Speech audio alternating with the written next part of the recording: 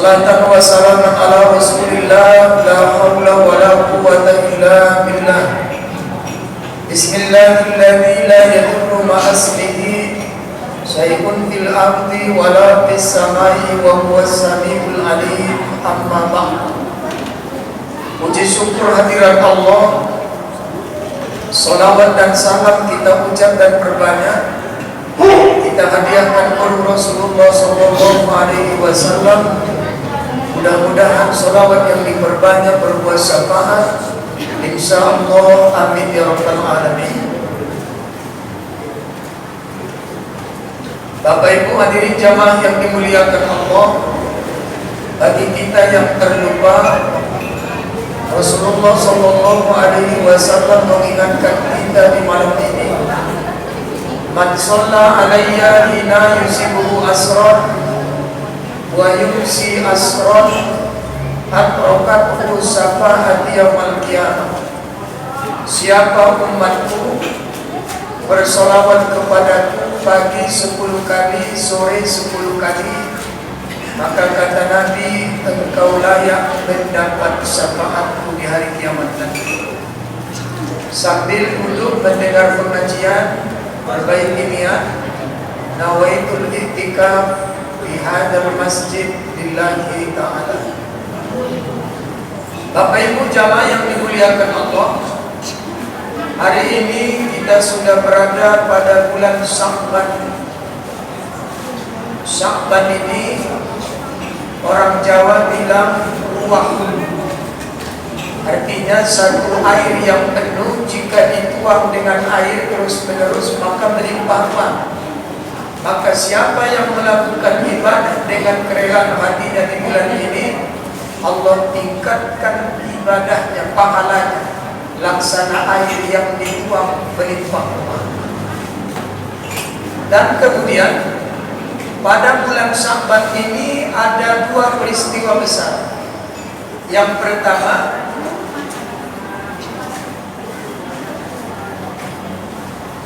urido fisana tisaniyati minal hijrati fi syahri Sya'ban. Puasa itu diwajibkan pada bulan Sya'ban. Pertama sekali puasa diwajibkan pada bulan Sya'ban. Wa qad shoma Rasulullah sallallahu alaihi wa alihi wasallam, dan sungguh Rasulullah sallallahu alaihi wasallam itu puasa tis'a Ramadan hanya 9 kali seumur hidupnya. Artinya 9 tahun, 9 kali. Kullaha nawaqid, dan semuanya kurang. Maksud kurang itu tis'ata wa isrina yauman, selama 9 kali atau 9 tahun 9 kali Nabi melakukan puasa Ramadan itu, hanya 8 kali dilakukan dengan 29 hari. Illa wahidan fakanibun, hanya 1 kali yang 30 hari. Tadi seorang jemaah dari Tasbihwa, Masjid Al-Arif Tasbihwa telepon saya, Ustaz, hari ini kita di Medan tanggal 2 Sya'ban, di Arab Saudi di 3 Sya'ban. Jadi nanti mana duluan hari raya, apa sama enggak di 10 Sya'ban? Panduan kita bukan orang Arab. Panduan kita adalah dalil. Sumu li ru'yatihi, kata Nabi, puasa 5 bulan. Wa aftiru li ru'yatihi, berbuka artinya Idul Fitri juga lihat bulan. Jadi panduan kita bukan amal orang Arab Saudi. Kalau panduan kita amal orang Arab Saudi, bikinlah surat tarawih 23 jangan 11. Bikin 23 semua. Kita tarawih cari yang 11. Kalau ada 5 rakaat. Kalau ada tiap malam diminta 5 rakaat, naik kalau dia minta 1 penting 5 rakaat. Jadi panduan kita untuk puasa itu bukan Arab Saudi, tapi panduan kita adalah melihat hilal. Jangan sampai kejadian 2008 diprediksi besok hari raya udah sibuk makan lontong, ternyata tak dapat hilal, lahirlah kelakar gara-gara setitik hilal rusak lontong sebelah. Mudah-mudahan tahun ini akan kejadian lain. Kemudian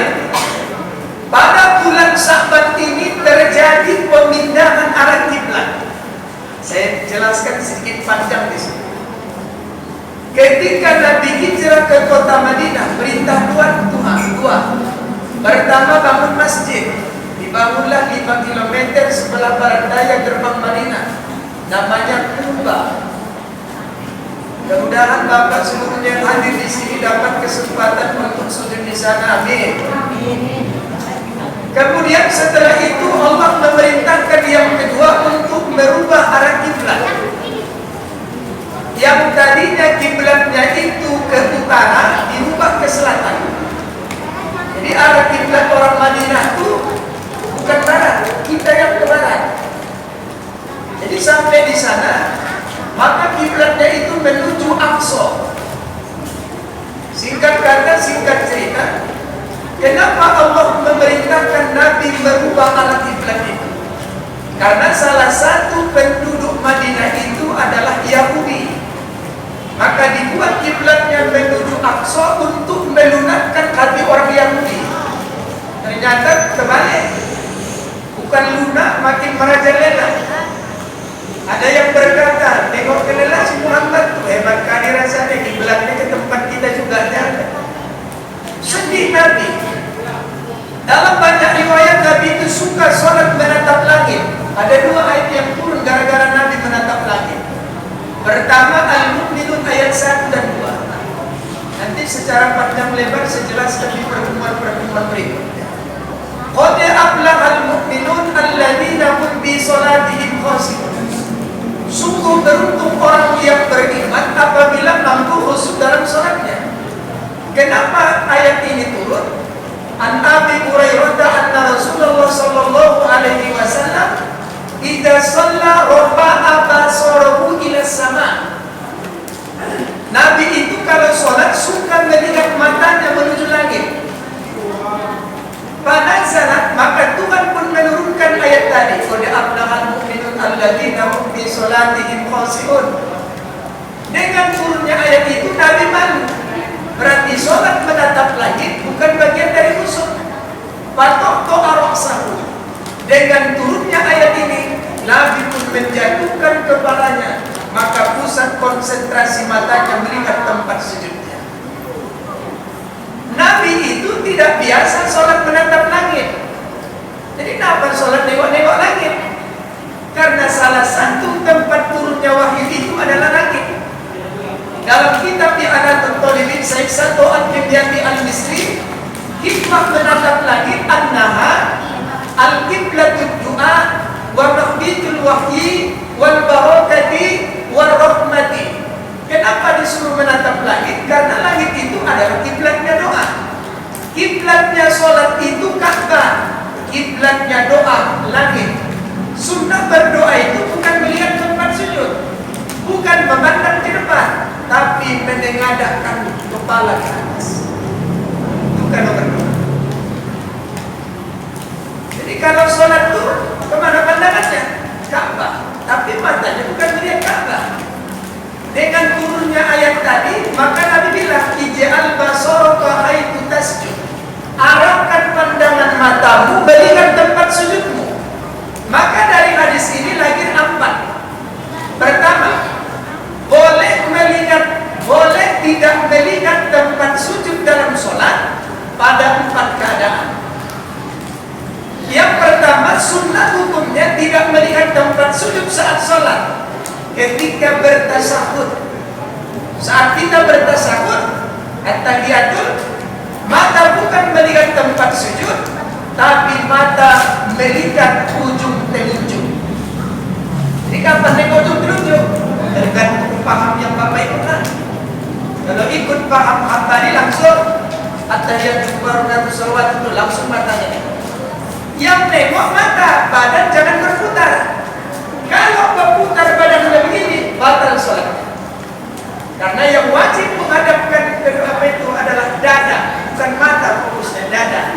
Jadi kalau dia begini, sama dengan meletakkan tangan di dalam sholat.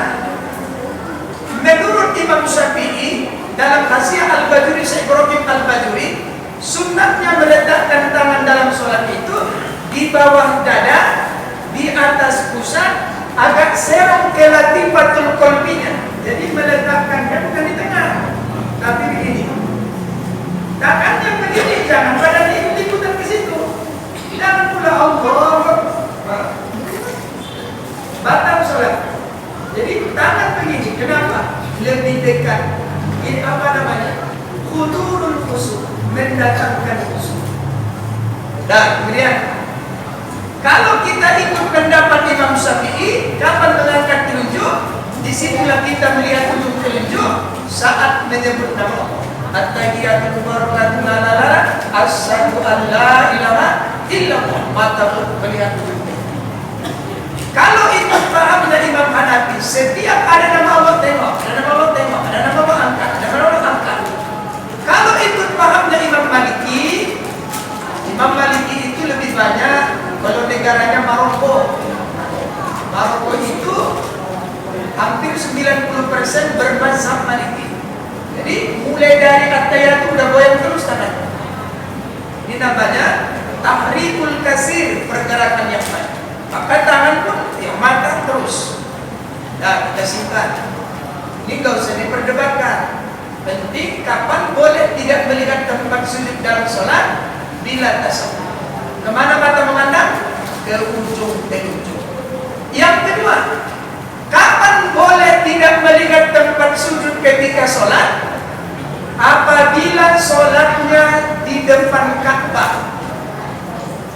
Dalam tafsir Jawahirul Insan di tafsiril Quranil Azim, Imam As-Sa'labi, ada juga dalam kitab Al-Fawaidil Mukhtar Syekh Ali Al-Bahaun, ada juga dalam kitab ini Taqriratus Sadidah. Kalau kita sholat di depan Ka'bah, sunnahnya tidak melihat tempat sujud, tapi memandang Ka'bah. Kenapa? Setiap hari Allah menurunkan 120 rahmat ke dunia ini. Itu hanya fokus kepada satu tempat, itulah Baitullah. 120 rahmat ini Allah bagi 3. 60 rahmat Allah berikan kepada orang yang tawaf. Banyak kali dapat karena dia melakukan 3. Pertama tawaf 20. Habis tawaf pasti dia sholat 20 lagi. Waktu sholat matanya kemana? Memandang Ka'bah. Maka orang yang tawaf dapat 60 rahmat. Orang yang sholat Allah berikan 40 rahmat karena dia melakukan 2, meninggalkan 1. Apa yang dilakukannya? Sholat. Kemana matanya? Melihat Ka'bah 20 kali 2. Apa yang ditinggalkannya? Tak tawaf. Kemudian orang yang memandang Ka'bah saja Allah berikan 20 karena dia melakukan 1, meninggalkan 2. Apa yang dilakukannya? Memandang. Apa yang ditinggalkannya? Tak sholat, tak tawaf. Maka usahakan kalau berada di depan Ka'bah, kalau pun awak tak mau sholat, tengok ya dengan kaki. Kalau sholat, memandang Ka'bah. Dalam Al-Majmu' Syarh Al-Mazhab, kecuali ada darurat, ada bahaya. Apa contoh bahaya itu? Turki itu lebih banyak bermazhab Hanafi, sama dengan India. Di wanita-wanita Turki ini kalau pakai kerudung, pakai telegong, pakai jilbab, tak jelas. Dililit-lilitkan di kepala, kadang terbuka-buka deh. Awak lagi sholat memandang Ka'bah, lewat orang bergerombol di depan kita, tak bisa lewat karena antri.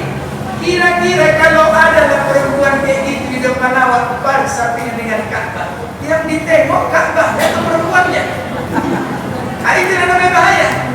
Maka kata Imam Nawawi, jika memandang itu dapat menimbulkan bahaya, tidak lagi fokus pandanganmu ke Ka'bah, tapi jatuhkan pandanganmu melihat tempat sujud. Sama dengan ini, depan-depan ini. Menulis kaligrafi di masjid itu tak ada dalilnya sunnah. Cari mana kitab yang bilang nulis kaligrafi di masjid sunnah? Tak ada. Mubah, boleh, bisa makruh, bisa pun haram kalau mengganggu. Maka jarang dibikin kaligrafi di sebelah depan. Bikin kanan, kiri, belakang. Karena nggak ada orang sholat di mana kanan kiri. Tapi kalau kaligrafinya di depan, hilang khusyuk.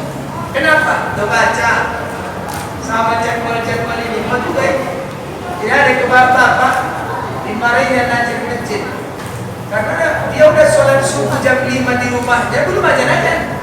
Tiba-tiba ajan lah ada 22. Kacau kali masjid itu terlambat orang supaya bikin dia sholat subuh pas di depan jadwal. Itu sholatnya Allahu Akbar subuh anak 22. Yang salah rupanya. Rupanya tadi subuh kecepatan dia sholat jam 5. Padahal tak tahu dia pagi itu sholat subuh anak 22. Kenapa dia tahu? Berarti waktu itu dia nggak sholat lagi tuh. Seorang sahabat bertanya kepada Nabi, "Ya Rasulullah, apa yang ku dapat dalam sholat?" Kata Nabi, "Laisa lil abdi bi sholatihi illa ma aqala minha." Tak ada yang diperoleh seorang hamba dalam sholatnya kecuali apa yang dipikirkan. Apa yang dipikirkannya itulah yang didapat. Jadi Bapak, singkat kata, singkat cerita. Yang ketiga, kapan kita tidak melihat tempat sujud dalam sholat? Saat sholat khauf, sholat takut. Jadi kalau kita sholat ada bahaya takut mengancam, jadi mata bukan melihat tempat sujud, tapi mata melirik di mana musuh berada. Dan yang terakhir, kapan tidak dianjurkan sholat melihat tempat sujud? Saat berkunut subuh atau berkunut witir. Bagi yang pahamnya kunut. Jadi kalau berkunut Pak, mata tidak melihat tempat sujud, tapi mata memandang langit. Allahumma hdina biman hadait. Ya Allah, berikan kami hidayah petunjuk sebagaimana Engkau berikan petunjuk itu kepada orang-orang yang Engkau beri petunjuk. Wa atina biman abait. Berikan kami kesehatan ya Allah sebagaimana Engkau berikan kesehatan itu kepada orang-orang yang Engkau beri sehat. Kalau ibu lagi sakit baca kunut nangis gak kira-kira? Wah bina. Kenapa udah sakit pun gak pernah nangis baca kunut? Karena dia tak paham yang dibaca. Ada amin aja. Amin. Tengok-tengoklah artinya. Sama dengan orang yang baca doa ketika duduk. Rabbi firli warhamni wajburni warhamni warjubni wahdini wa'afini wa'afani. 8 doanya. Orang tidak kenal. Rabbi firli, ya Allah ampunkan dosa. Warhamni, sayangi aku. Wajburni, tutup aibku. Wajburni, warhamni, angkat derajatku. Warzuqni, luaskan rezekiku. Wa'afini, sehatkan aku. Wahdini dulu, berikan aku petunjuk. Wa'afini, sehatkan aku. Wa'fu anni, tipeks dosa. Kalau dia sedang melakukan dosa, takkan mungkin terbaca ini cepat-cepat, apalagi paham makna. Tapi karena pada makna, Allah. Bagaimana sholat akan berkualitas? Seorang ulama tafsir asal Madinah, Profesor Dr. Syekh Ali Az-Jumaah, ya, Ali As-Sobuni dalam Sofwatut Tafasir. Ketika seorang bertanya kepadanya, "Ya Syekh, apakah sholat itu wajib tahu arti?" Maka dia jelaskan ayat. Ketika turun sahabat-sahabat Nabi melakukan walimah. Saat itu Abdurrahman bin Auf bikin walimah. Pak, walimah itu bukan pesta ya. Walimah itu artinya makan. Maka tergantung. Walimah itu urus, makan karena berhasil menyentuh istri. Walimatul imlah, makan karena akad nikah. Walimatul hijab, makan karena menamatkan satu disiplin ilmu. Walimatul nakiah, makan karena pulang dari debu-debu. Orang musafir kan berdebu, maka habis pulang selamat bikin makan-makan. Walimah akikah, makan karena lahirnya bayi. Jadi walimah itu bukan pesta, walimah itu makan. Abdurrahman bin Auf dipanggil sahabat-sahabatnya makan. Ketika itu minuman favoritnya khamar. Ketika diminum khamar itu agak berlebihan Sayyidina Ali memakan. Masuklah waktu sholat secara aklamasi Ali menjadi imam berputar ayat. Aku menyembah Tuhan yang kau sembah, kau juga menyembah Tuhan yang aku sembah.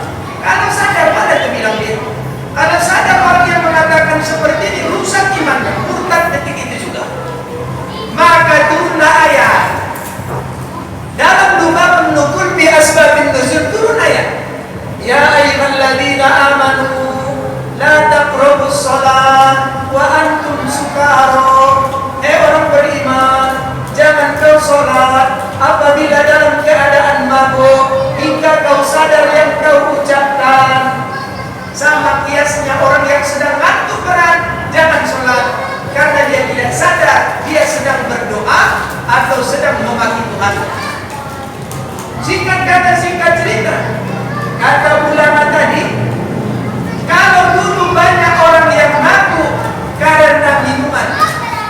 sekarang banyak orang yang mabuk dalam sholat bukan karena minuman, tapi karena ketidakpahaman apa yang dia baca. Apa yang dibaca? Penting sholat. Memang tingkat awal melakukan sholat itu tak harus menjadi orang baik. Salah itu paham. Melakukan sholat itu tidak harus menjadi orang baik. Sholat aja walaupun masih maksiat. Pakai jilbab itu tak dituntut menjadi orang baik dulu baru berjilbab. Berjilbab malah walaupun belum baik. Bersedekah itu tak dituntut ikhlas dulu baru bersedekah. Sedekah saja walaupun ikhlas, baiknya akan justru. Jadi kalau ikhlas dulu baru bersedekah, ya nggak sedekah-sedekahlah. Ayat sedekah belum ikhlas aku. Ayat sholat alat menjadi orang baik. Nah, sahabat ditanya, ada sahabat sedang sholat. Begitu salam didatangi Nabi, ya Rasul, itu kawan kau yang sedang sholat itu rajin kali sholat, maksiat pun rajin. Dipikir jadi marahin Nabi lah kawan. Apa kata Nabi? La baksa deh, gak apa-apa, biarin aja. Inna sholata tanha yauman. Suatu hari sholat itu akan membuat dia menjadi orang baik. Sehari, seminggu, sebulan, akhirnya si pemuda ini jadi orang taat. Apa kata Nabi? Alam akul lakum, kan sudah aku informasikan kepada kalian, suatu hari sholat itu akan membuat dia menjadi orang baik. Artinya baik itu butuh proses. Baik itu butuh proses.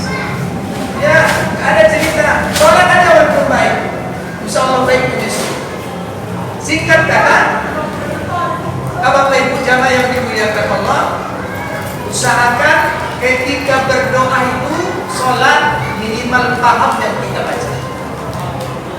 Pada posisi ini, ketika sholat melihat mata ke tempat sujud, itu anjuran besarnya, tapi boleh pada 4 tempat. Saya ulang, mana-mana tadi? Tasawuf, ketika yang kedua berada di depan Ka'bah, yang ketiga takut, yang keempat ketika berwudu mata memandang terakhir. Kenapa? Kiblat sholat Ka'bah, kiblat doa langit. Aku nggak mau nengok lagi gini aja, terserah. Kan Ka'bah lupa lil ada. Itu yang pertama ayatnya. Yang kedua, kapan Nabi melihat kepalanya ke atas turun ayat Al-Baqarah ayat 148. Dalam kitab hadis Fathul Bari Imam Ibnu Hajar Al-Asqalani, ketika Nabi dengan sahabat berkunjung takziah ke rumah seorang sahabat yang meninggal, namanya Ummi Bisri Al-Barra, datang orang tulis itu. Tiba-tiba waktu zuhur Nabi imam. Ketika Nabi imam, Nabi memandang kepalanya ke atas lagi, maka turunlah Al-Baqarah 144. Apa itu? Gak ada ayat di sini. Awalli wajhaka satrul masjidil haram. Arahkanlah kembali kiblatmu kepada tardoha, kepada kiblat yang kau senangi. Jadi Nabi menatap langit itu bukan karena suatu kenapa, nunggu wahyu. Kapanlah datang wahyu supaya kiblat itu balik ke Mekah. Nah, ketika Nabi sholat 2 rakaat, waktu Nabi sujud berdiri, Allahu Akbar, turunlah ayat, arahkan wajahmu kembali ke Mekah. Maka pada posisi itu Nabi berputar 180 derajat, maka posisinya mengarah ke utara. Mengarah ke utara. Nah, disitulah Nabi 2 rakaat kemudian. Berarti 2 rakaat zuhur arahnya ke Aqsa, 2 rakaat kemudian arahnya ke Mekah. Untuk mengenang kisah itu, sahabat bermaksud membeli. Kami beli dari rumah dan lahannya, kami mau bangun masjid. Nanti sejarahnya kata Ummi Bisri, kalau berbikin masjid aku gak jual, kuipakan itu masjid. Maka terbangunlah data sejarah, namanya Masjid Qiblatain, masjid dengan 2 arah kiblat. Gak semua orang pergi ke situ berumrah, karena gak ada rute ke situ, itu hanya request. Ya, gak semua itu. Alhamdulillah saya sudah membawa 6 kali jamaah berangkat, gak ada rutenya ke sana. Itu request. Di mana masjid kiblat yang Ustaz terangkan itu sama kan? Ayo jalan kalau sanggup. Kalau naik bus bayar biasa biaya. Ayo kalau sanggup jalan, ayo siap sungguh saya bawa ke sana. Tinggi di sana masih ada itu data sejarahnya. Nah maka kata ulama besar Makkah, almarhum As-Sayyid Alawi Al-Maliki Al-Hasani Al-Makki, kalau Anda ingin merasakan bisa sholat dalam satu waktu dua kiblatnya saat Anda berada di Makkah, tak ada tempat yang paling strategis kecuali Anda sholat di antara Rukun Yamani dan Hajarul Aswad. Inilah dia nih, di meja di Ka'bah ini. Di sini awal start namanya Hajarul Aswad. Di belakangnya ada Rukun Yamani. Bedanya di Hajarul Aswad suruh mencium, tak bisa istilah. Kalau di Hajarul Yamani